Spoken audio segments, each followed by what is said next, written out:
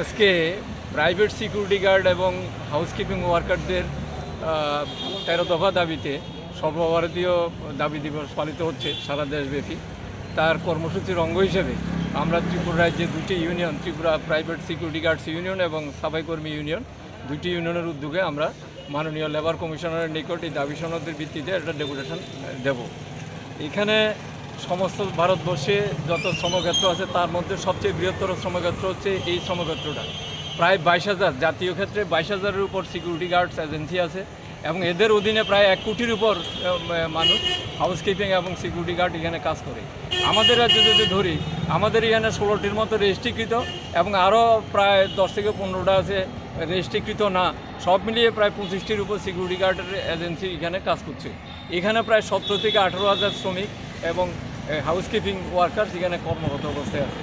এত বড় একটা গুরুত্বপূর্ণ সেক্টর, এখানে যারা কর্মরত অবস্থায় আছে যারা বেশিরভাগ হইলেও গ্রামের প্রান্তিক অংশের মানুষ, SC, ST, OBC, অনগ্রসর শ্রেণীর অংশের মানুষেরাই এই সমস্ত শিক্ষিত অর্ধশিক্ষিত বেকাররা কর্মের মধ্যে আসে।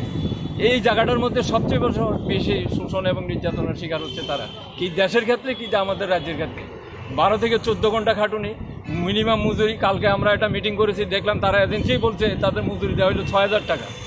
আইনের কোনো সুযোগ সুবিধা দেওয়া হয় না, ESI বা আপনার বোনাস, অ্যাসগ্রেসিয়া, গ্র্যাচুইটি এবং কিচ্ছু নাই।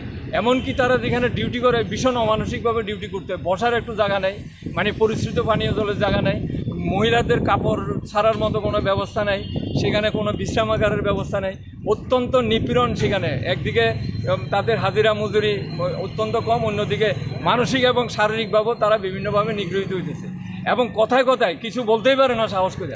কথায় কথায় তাদের কিছু বললেই পরে সেখান থেকে তাদের কাছ থেকে বিতাড়িত করে দিচ্ছে।